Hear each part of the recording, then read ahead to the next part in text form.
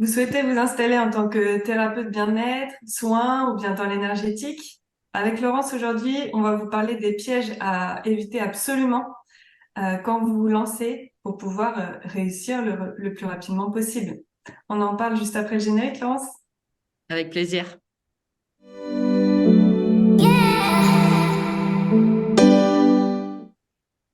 Donc, les pièges à éviter quand vous voulez vous lancer en tant que thérapeute, c'est important pour nous de vous en parler parce que on est nombreux à tomber dedans, nous on est tombé aussi dans certains évidemment. Et Oui. là, on va vraiment les lister pour que vous puissiez en avoir conscience, et donc les observer et donc les éviter de façon facile, fluide quand vous serez face à ça. Ouais. On en a identifié trois grands dont on va parler dans cette vidéo. Bien sûr, il y en aura plus. On peut pas passer sur tous, mais les trois principaux qui souvent bloquent l'avancée ou tout simplement juste le lancement même de son activité quand on est justement Oui, un profil de thérapeute. c'est Euh, ça. Et donc moi, même si je suis formatrice, je suis tombée en plein dans le premier pendant des années. C'est renier les stratégies marketing, les stratégies commerciales, les outils. Carrément les renier, je les fuyais parce que je ne voulais pas de ça dans mon entreprise, dans mon offre, par souci d'authenticité, d'humanité, et puis pour pas avoir l'impression de forcer les gens ou de faire de la vente forcée. ouais. Alors Donc, que vraiment, c'est justement la stratégie, en fait, c'est mettre une structure. C'est pas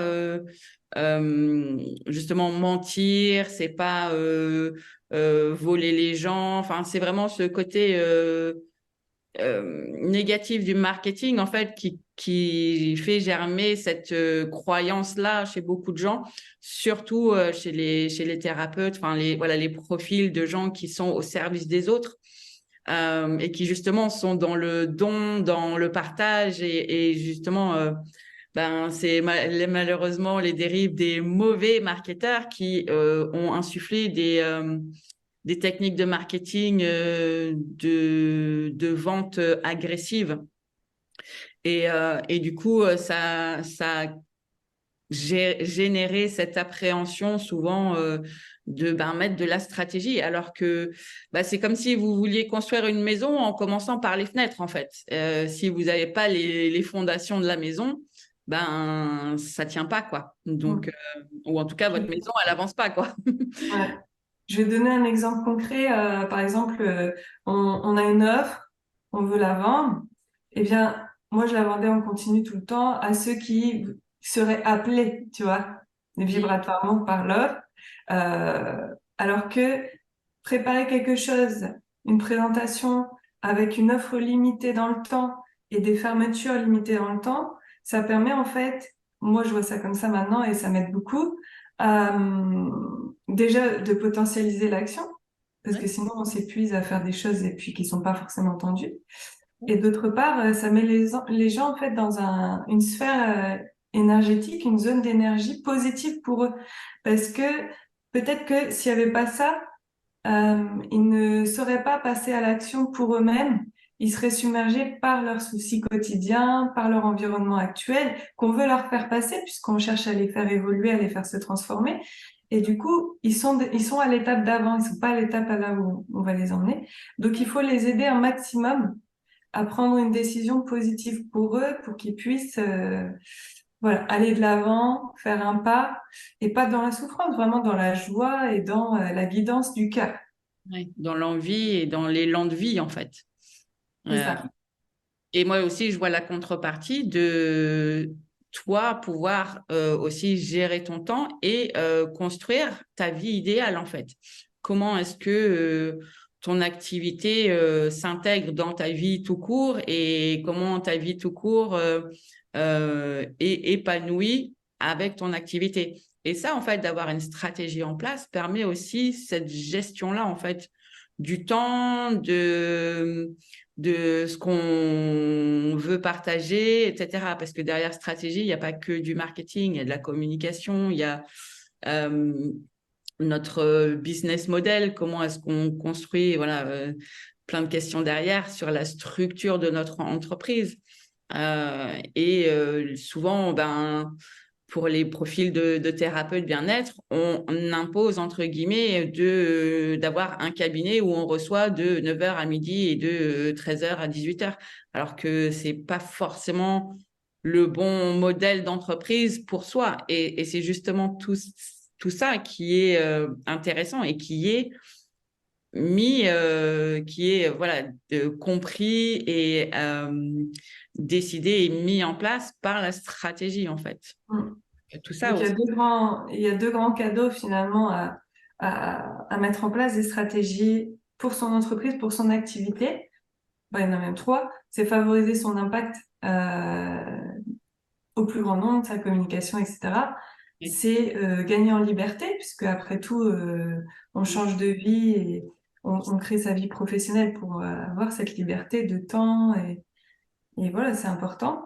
Et puis, on sert vraiment ses clients parce que on les met dans des bonnes conditions pour pouvoir entendre notre message et suivre leur voix.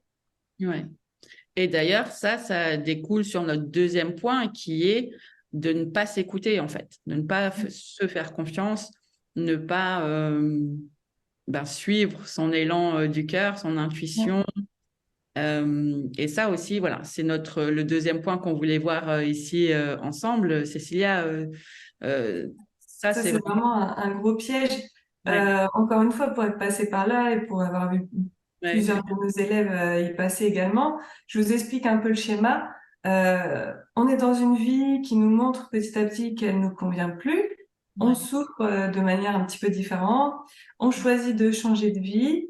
On met en place des choses et ça, c'est l'élan du cœur qui parle. Tu vois, c'est la flamme de vie. On ose reconstruire sur du nouveau.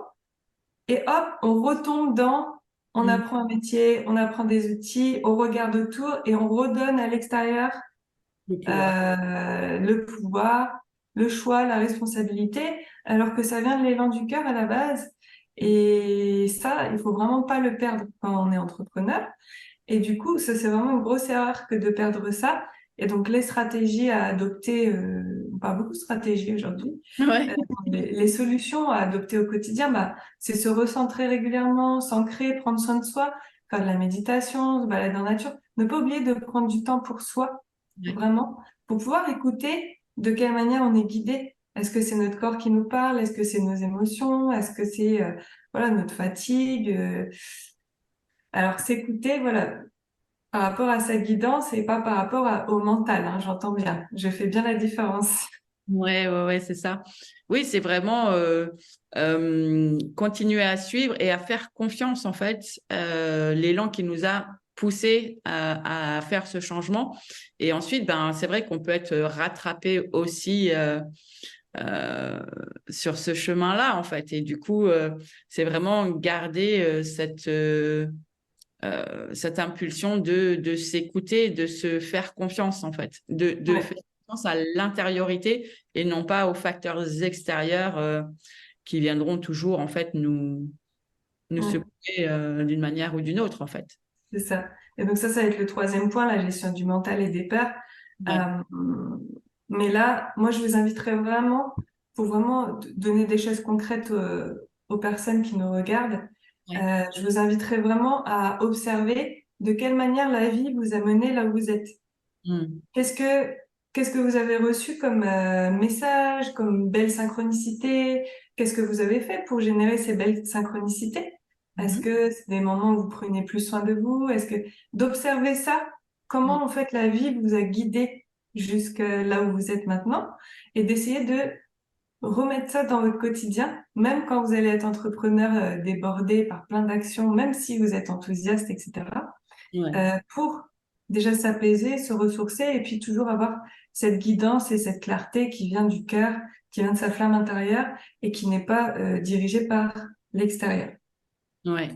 Et au-delà de ça, en fait, la gestion des émotions, c'est aussi parce qu'il y aura toujours des peurs, en fait, tout au long du chemin. Que quand on commence, quand on a ses premiers clients, quand on développe le palier d'après de la croissance de son entreprise, etc. Il y a des peurs, souvent les mêmes d'ailleurs, qui se déguisent sous d'autres sous d'autres formes, mais c'est normal et ça fait partie du parcours. Et vraiment apprendre à mettre de la conscience, en fait, de les reconnaître, de mettre de la conscience, de mettre des mots dessus, etc. Ça aide aussi la gestion de ces peurs, hein, parce il y en a plein. Hein, on est à peu près, voilà, plus ou moins euh, touché par une ou une autre peur, mais bon, la peur de l'échec, la peur de réussir, la peur de briller, l'autosabotage, enfin, il y en a plein, la relation à l'argent, La euh, peur de se montrer. la peur de se montrer.